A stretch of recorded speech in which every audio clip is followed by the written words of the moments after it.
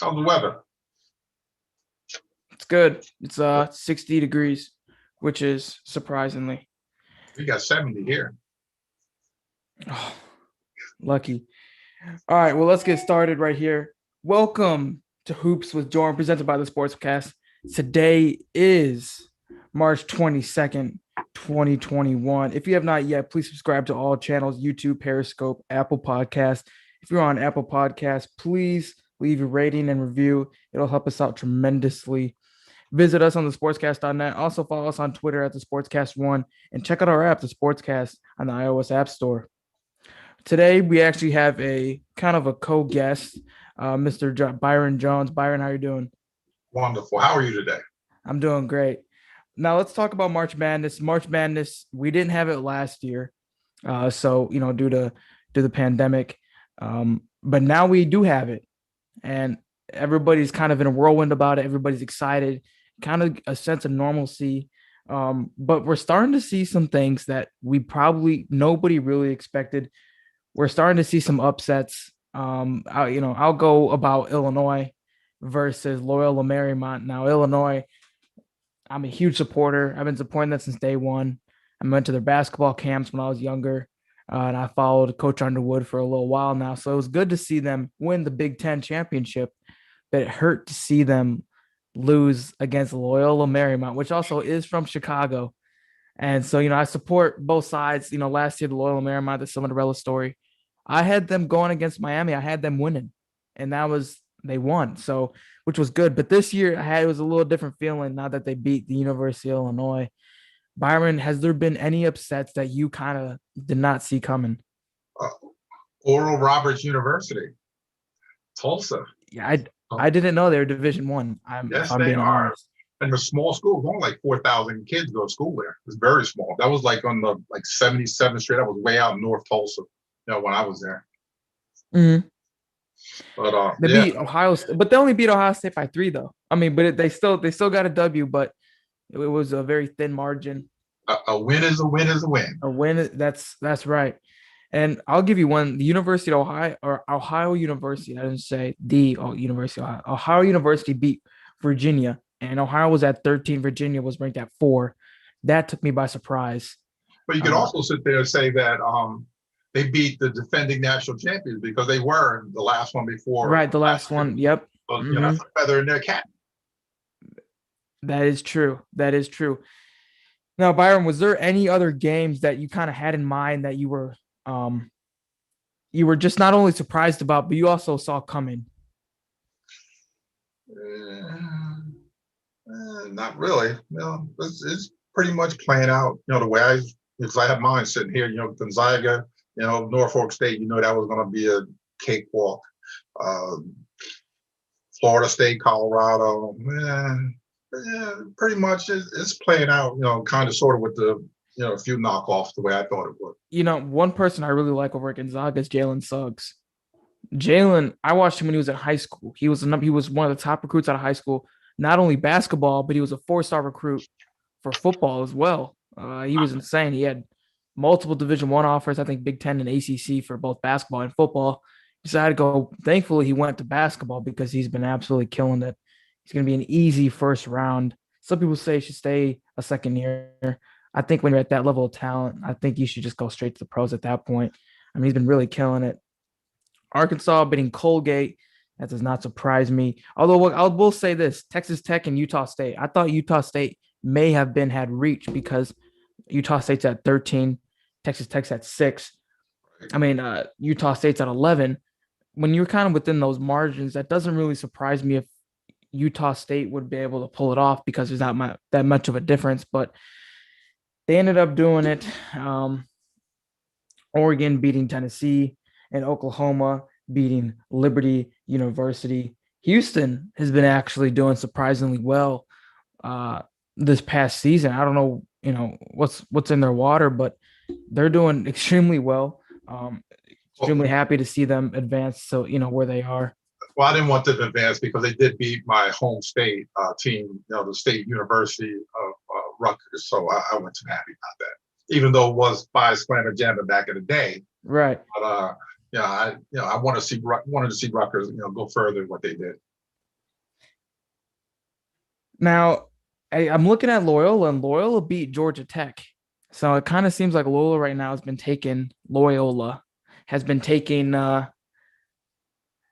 kicking butt and taking names later from what it seems like. And they're right now projected at number 3 to win the Natty, the national championship. They're projected at number 3, which surprises me by a huge step. The fact that they beat a Big Ten school, which is Big Ten is arguably one of the best conferences in college basketball, and then they beat an ACC school.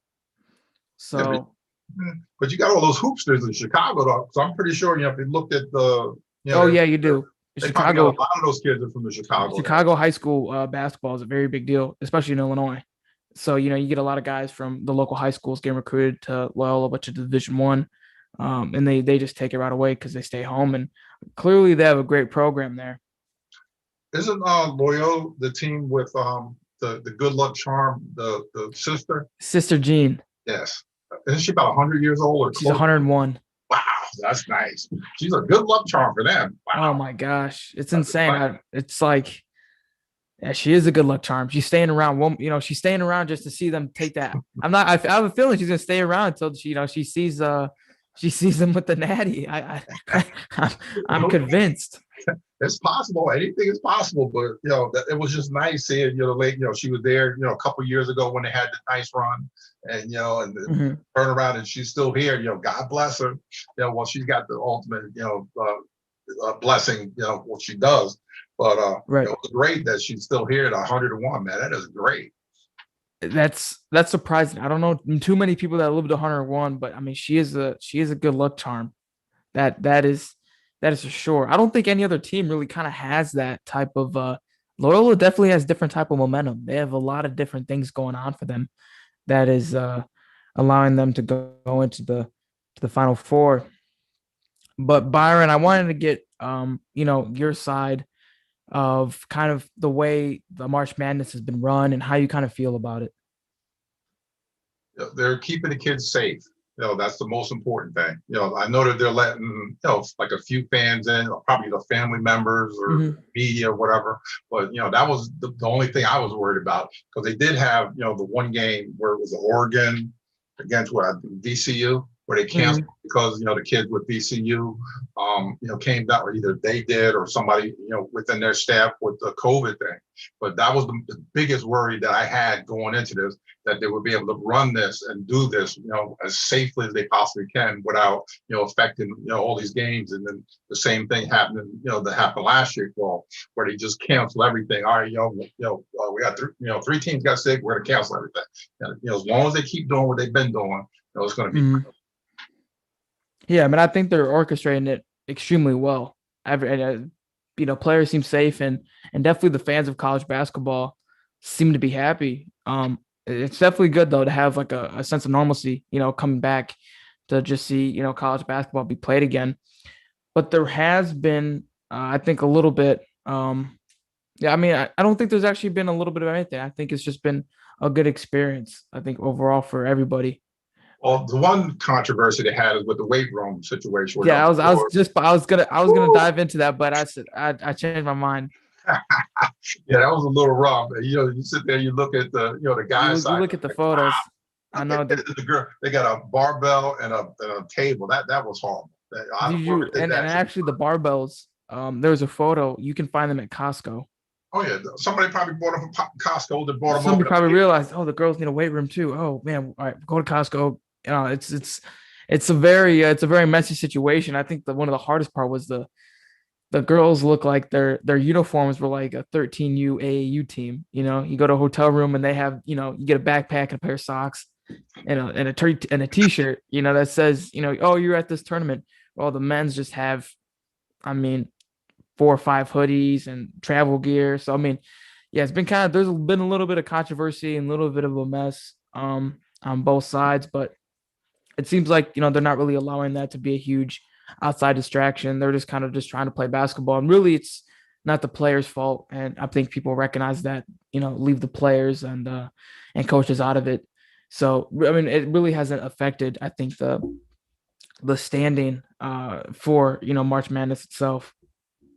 No, it really hasn't, as far, that besides that one little hiccup, which I guess they fixed, immediately. Yeah. But you also have to remember those bigger schools, the female, the women's basketball, like the UConns, the Stanford, Mhm. the South Carolina. I'm sure that, their programs are probably on par with a lot of the bigger, men's teams as far as getting stuff. You figure UConn, Right. they built that stadium for the females because of, they're that good and have been that good since what, forever. But Right. it's just a shame that the women, because I follow the women basketball. I watch a lot of that because I like it because it's pure. Right. They bounce pass. They hit the right person. Right. They do the fundamentals. Yes, they're not looking for the highlight reel. And I watch a lot of the female thing, women's basketball because I just it seems more entertaining to me sometimes. I'll give you that. That is true. You definitely see they have a little bit more of a chip on their shoulder, so you kind of see that different drive in them, and just wanting to keep on pushing forward. But that's going to wrap up the March Madness for today. There's definitely more talk of it, and you can check the Sportscast Twitter for live recaps and retweets of college basketball. But let's now get into the NBA. Last night, the Pacers played the Miami Heat, and the Pacers beat the Miami Heat by 3 points, 109 to 106. The leading scorer for the Pacers was Drew Holiday.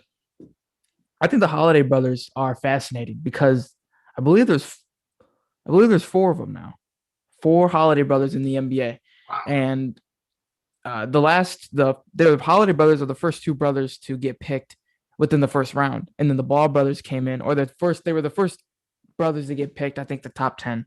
Hmm. But the Ball brothers came in and they were the first ones to get picked in the top 3. But I mean, I think the Holiday brothers are kind of like the real deal Ball brothers. I'll say that. And I'm a Ball fan, but I'm gonna have to say the Holiday brothers, they got it done. They got all 3 of them in there.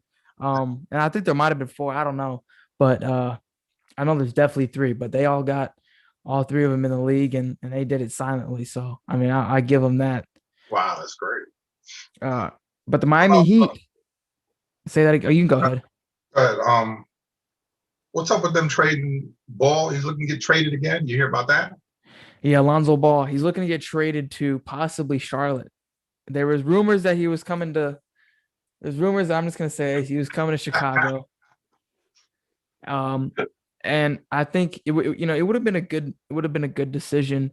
But the only thing is that we kind of have an established team. We have Zach LaVine, who's a great shooter. We have Kobe White, who's runs point guard very good.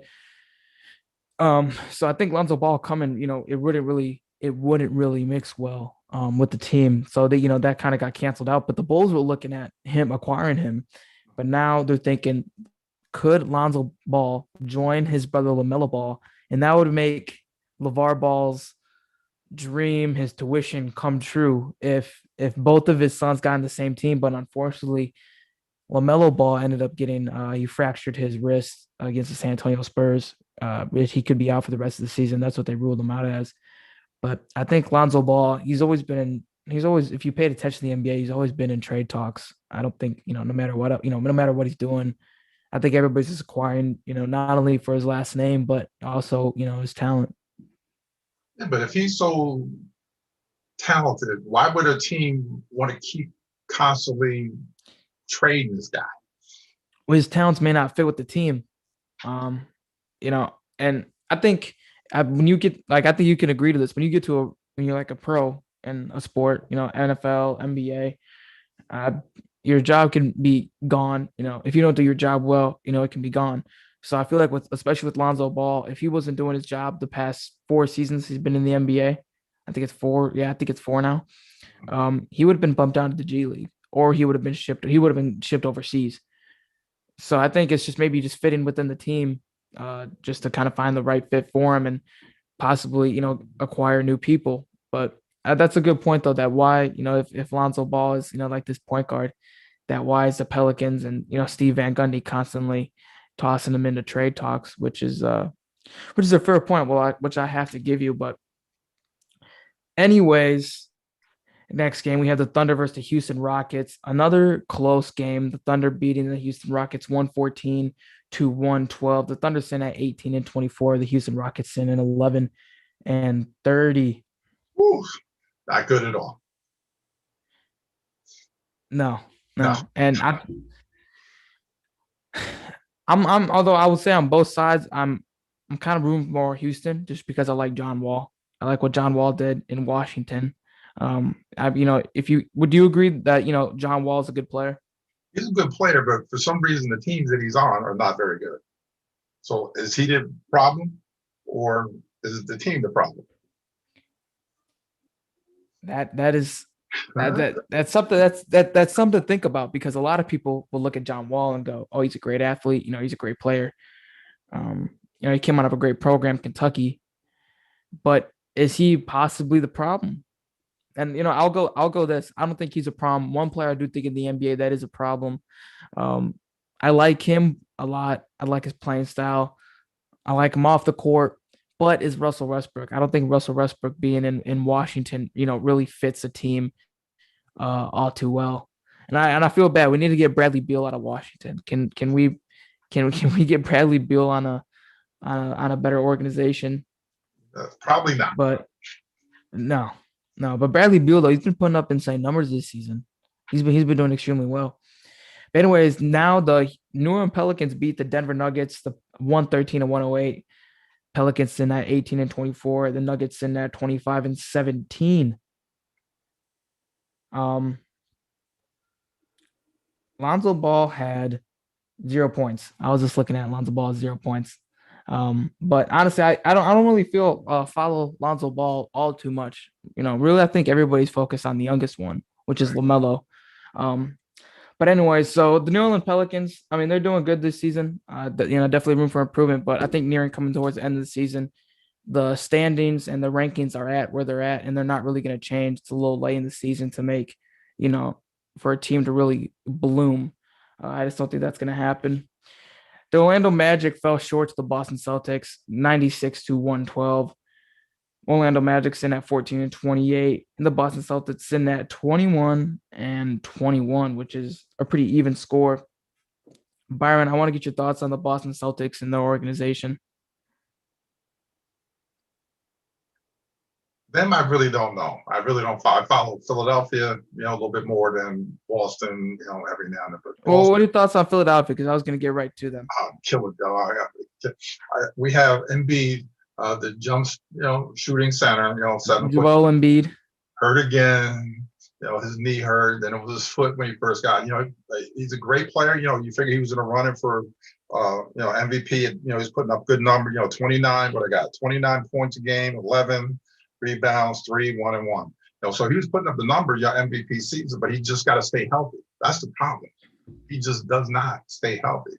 And, that's one of the main things, Philadelphia people around here are always screaming about that, if he played the whole season, we probably, get the NBA finals or, have a shot to do it, but this guy gets hurt every year. That is something. And that's, the problem, that they have with him in Philadelphia. And then the other guy that still can't shoot a jump shot, which is Ben Simmons. Still can't shoot. Ben Simmons Can't shoot.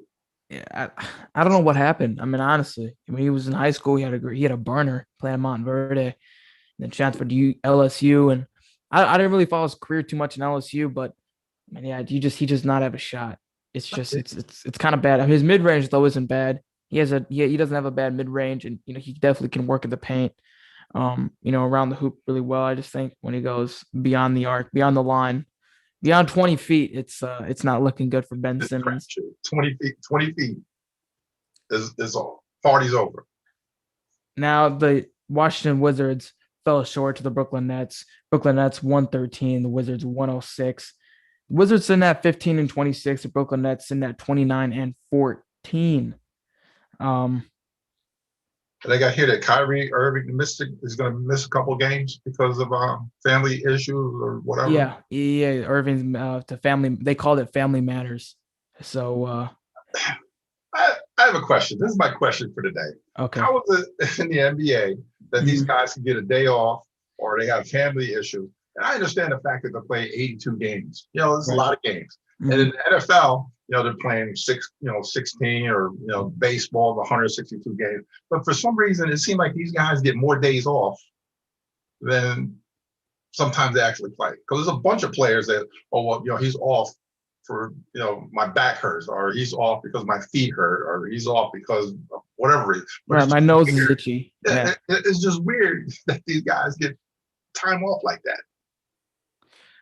Yeah, and I mean, especially with Kyrie Irving, I think we saw it throughout this season. He was gone. He missed, I believe, 13 days of the NBA with the Brooklyn Nets before, KD had to finally, get him back in, lasso back him in the organization. Not saying he never left, but, definitely he just wasn't participating as much. And then Kyrie Irving is back out. I think, unfortunately, some players kind of deal with a little bit different stuff that maybe, again, there could be stuff going on behind the scenes, but it's just it's difficult, I think, for the organization to have to kind of deal with stuff like that.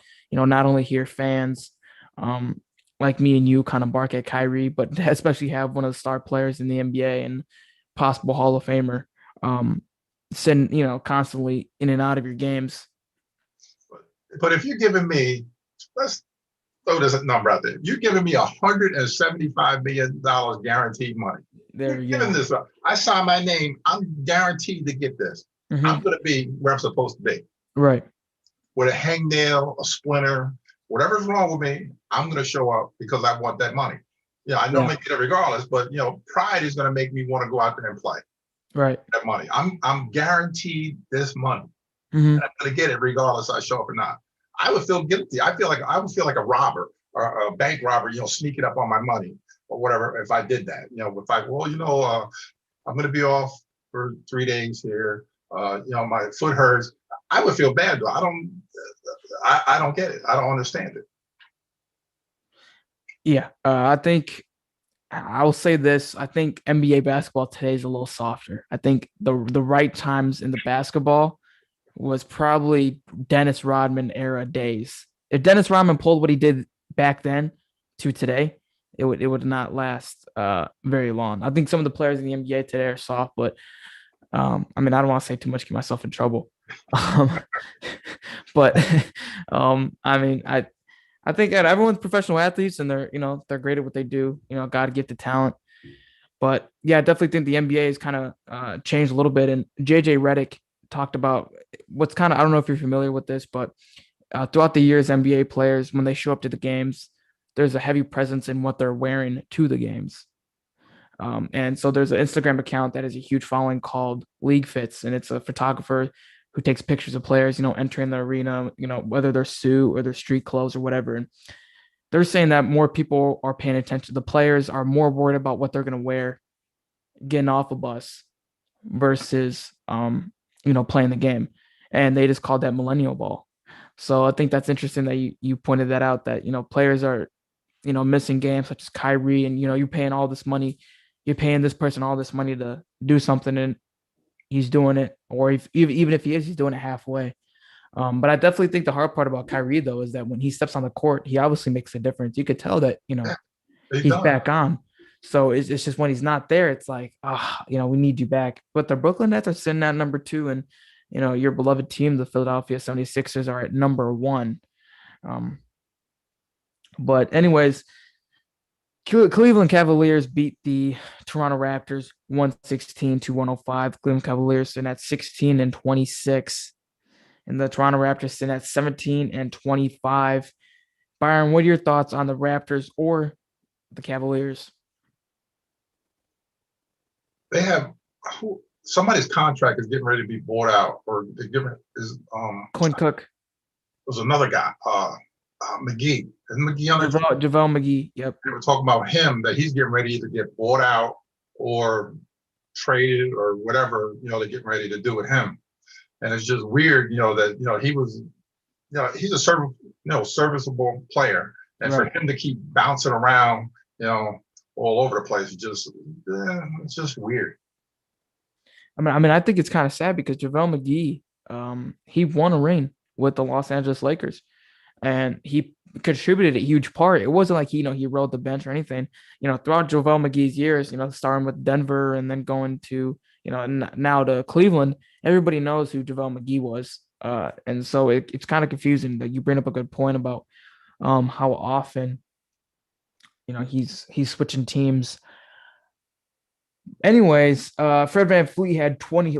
Fred VanVleet led the game. Colin Sexton led the game with 36 points for Cleveland. Fred VanVleet led the game for 23 for Toronto. I'm a big fan of VanVleet. He's from a town right next to me, so Illinois loves Fred VanVleet. So does Wichita State. Kind of a nothing to something. He's like a mud story. We'll say that he's like from a mud story. So I think a lot of players like Fred VanVleet. Well, we played them in Tulsa, when they were in the Missouri Valley, they played them, every year. We played them in football, the Wheat Shockers. So, Right. I'm familiar with that. I've been up there too. It's in the middle of nowhere, Wichita. There's nothing fun down there. No, there's nothing fun there. It was in the middle, like going from Tulsa to Wichita is nothing. I mean, just wheat fields and as far as you can see, and it's in the middle of nowhere. Wow. That's hard. I could even go somewhere that's in the middle of nowhere. I mean, you have to have something, but I mean, I guess if you know what you're trying to do, then you're just trying to go somewhere, just get a little recognition and get out. But that's all you want to do. I guess that might be a good motive though. If you're just trying to stay focused and you have one goal, you go to middle of nowhere, so you get no distractions, and then boom.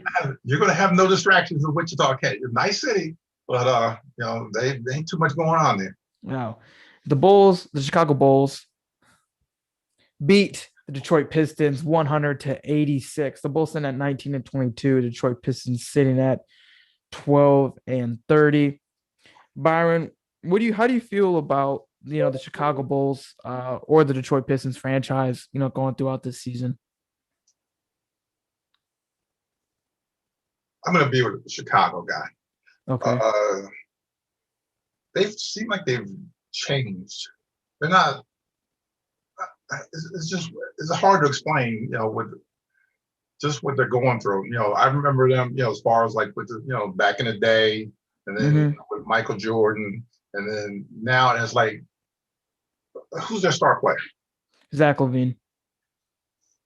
And even him, it's like, okay, I was going through the whole thing, like as far as with the MVP, who's most valuable player, and just he's never brought up in any of the he's a great player. I've seen him play, but it's just weird that he's not published as much as he is. And Chicago's a major metropolitan area, like New York, Chicago, Philadelphia, Los Angeles, and he's just never brought up in the conversation at all. I mean, and unfortunately, that's the truth. And I think if he went to any other team, he would have been in the same situation where but if you look at Zach LaVine's numbers, he dropped almost 30 points on every NBA team, but we still did not win every game. So, I mean, but again, we got a brand new coach, Billy Donovan. So, maybe it's a little, they switched him, mid-season. So maybe next year, get a little time in the offseason to work on kind of iron out the creases that they, saw during the season, because especially during the season, it's hard to make adjustments because then you have to change the team. So, you lost against Miami. Well, you can't play the same way you played against Miami when you're playing Brooklyn. It's due for teams. So now, summertime, the offseason, I think they're going to do a good job and rebuild. And hopefully, we should see them in the top 6. But Chicago's sitting at number 10, and the Detroit Pistons is sitting last in the conference at 15. Detroit has made some questionable moves, trading Blake Griffin to Brooklyn, which is another power team.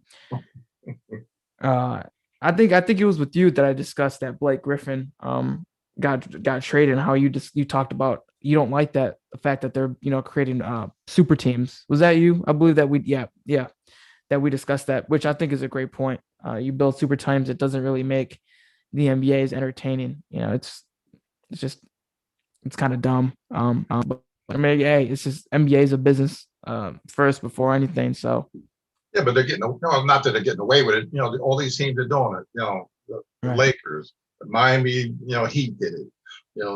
Now Brooklyn is doing it. And it's just weird, that these guys, all of them want to go play together, at one point. Well, why don't they do it like at the Dukes, go to college, Dukes, the Kentuckys. And these kids play with each other all year round, AAU and all the different programs all over the place. But you never see, hey, if you go to Duke, I'm going to go there too. And next, Duke's getting 3, 4, or 5 of these kids, and you might have maybe 2, but not like what the Brooklyn Nets have right now. Oh yeah, they're stacking, and they traded. Detroit Pistons also traded Derrick Rose, which I think was a silly mistake because their point guard, they got rookie Killian Hayes. I mean he's doing good, but definitely think Derrick Rose leaving was kind of a poor decision just because it's someone that Killian can look up to, especially Killian growing up. I mean, most people grew up to watching Derrick Rose. I think Derrick Rose could have helped develop him, but now Derrick's in New York under Coach Tibbs, Tom Thibodeau. It's a perfect place. New York City. Tom Thibodeau has a special spot in Chicago Bulls fans' hearts because he for a while he kept the Chicago Bulls within the top 3 and always put us in the playoffs position. And not saying we got far in the playoffs each year, but I mean he took us to an Eastern Conference final. So we all got a lot of love for Tom Thibodeau, and we're glad to see him, Taj Gibson, and Derrick Rose under Coach Tom Thibodeau. But the Los Angeles Lakers lost to the Phoenix Suns, 111-94. Phoenix Suns in that 28-13. Lakers in that 28-15. Phoenix Suns are doing extremely well this season. They kind of had a breakout season. We're now starting to see the pieces to the puzzle kind of really coming together, especially for Phoenix. They struggled for a long time, always, sitting at 13-14 seat.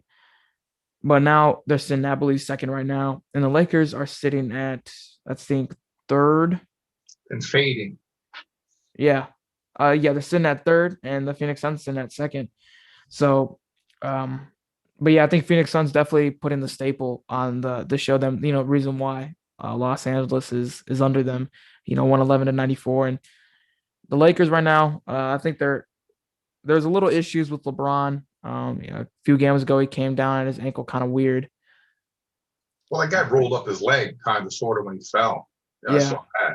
And then what's up with AD? He